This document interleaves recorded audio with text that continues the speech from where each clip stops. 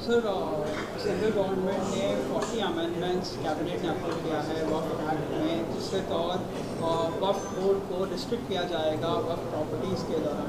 कैसे देखते हो सर इस बिल को जो अगले हफ्ते पार्लियामेंट में लाया है?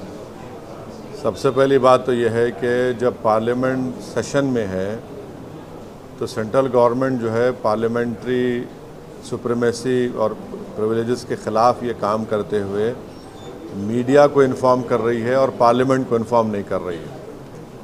पार्लियामेंट जब चल रहा है तो सरकार का काम है कि इमीडिएटली आप पार्लियामेंट को इन्फॉर्म करते, बजाय इसके कि आपने मीडिया को लीक किया। अब जो मीडिया ने रिपोर्ट किया उसकी बुनियाद पर मैं ये कह सकता हूँ कि ये जो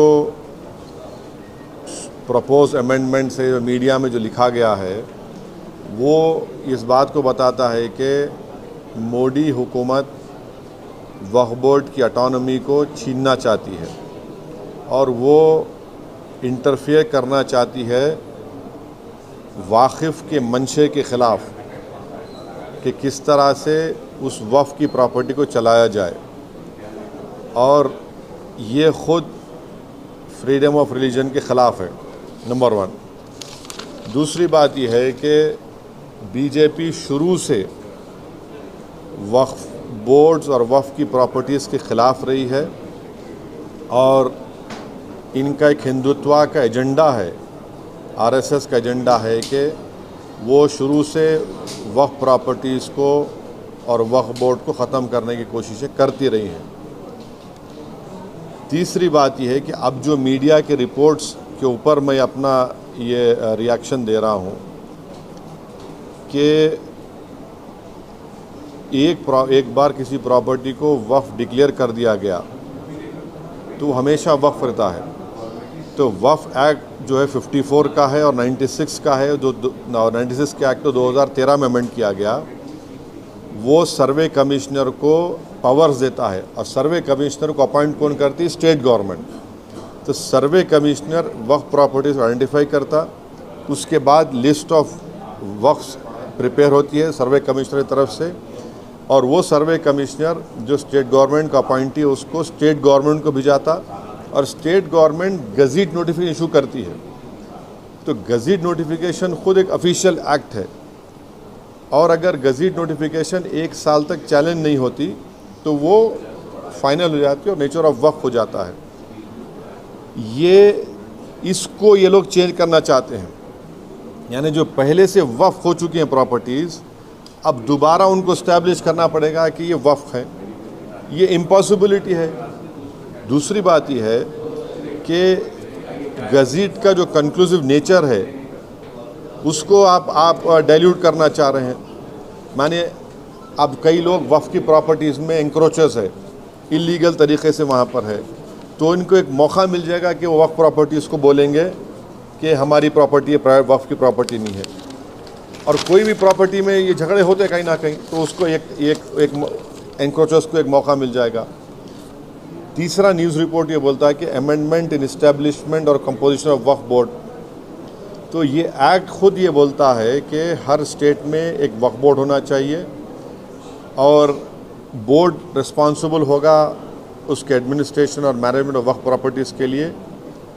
अब अगर आप अमेंडमेंट करेंगे establishment and composition of Waqf board में तो एक एडमिनिस्ट्रेटिव क्योस होगा, loss of autonomy Waqf board का होगा, और ये गवर्नमेंट का जो कंट्रोल है वक्फ बोर्ड के ऊपर, गवर्नमेंट का कंट्रोल बढ़ेगा तो वक्फ के इंडिपेंडेंस पे एक बहुत बड़ा असर पड़ेगा। चौथी बात उसमें यह है कि वक्फ ट्रिब्यूनल्स है। अब ये जो मीडिया रिपोर्ट ये बोल रहा है कि गवर्नमेंट इन ट्राइब्यूनल्स को डाइल्यूट करना चाहती है। अब ये ट्राइब्यूनल्स के पावर्स को आप डाइल्यूट कर देंगे तो फिर ये केसेस का क्या होगा? इनएफेक्टिव इन्फोर्समेंट होगा। पांचवी बात जो मीडिया रिपोर्ट्स के ऊपर मैं बोल रहा हूँ आपको, इसमें लिखा गया कि अगर कोई डिस्प्यूटेड प्रॉपर्टी है तो डिस्प्यूटेड प्रॉपर्टी का ये लोग बोलेंगे नहीं प्रॉपर्टी डिस्प्यूटेड है, इसका सर्वे हम कराएंगे। अगर कोई प्रॉपर्टी डिस्प्यूट है तो उसका फैसला जुडिशरी करती। यहाँ पर मोदी हुकूमत डिस्प्यूट क्रिएट करेगी, उसका सर्वे कराएंगे। अब सर्वे एग्जीक्यूटिव कराएगा या सीएम कराएगा या बीजेपी पावर बीजेपी कराएगी। अब ज़ाहिर नतीजा क्या निकलेगा आपको मालूम। तो ये भी एक तरीक़ा है उस डिस्प्यूटेड प्रॉपर्टीज़ को डिस्प्यूट बनाना, पहले फिर सर्वे कराना उसका, और सर्वे में रिपोर्ट लिख देना कि नहीं ये वक्फ नहीं है। ऐसे कई मस्जिद दरगाहें हैं हमारे भारत में जहाँ पर बीजेपी आरएसएस ये क्लेम करती है कि वो दरगाह और मस्जिद नहीं है। तो जो पावर जुडिशरी का है वो एग्जीक्यूटिव छीनना चाह रहा है उसको। और एक बात जो मीडिया रिपोर्ट्स के मालूम ये हो रही है कि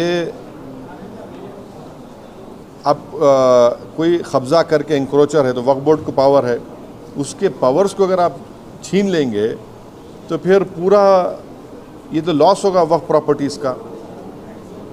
अच्छा, उसमें एक और मीडिया रिपोर्ट में बात आई है, amendment to the process of Waqf board.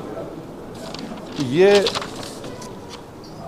जो वाकिफ़ होता है वो अगर मेरी प्रॉपर्टी में बोलता हूँ वक्फ बोर्ड को मैं दे रहा हूँ, मैं वक्फ करूँ, वाकिफ़ हूँ, मुतवल्ली मैं रहूँगा किसी और, वो आप बोल रहे वो भी नहीं रहेगा।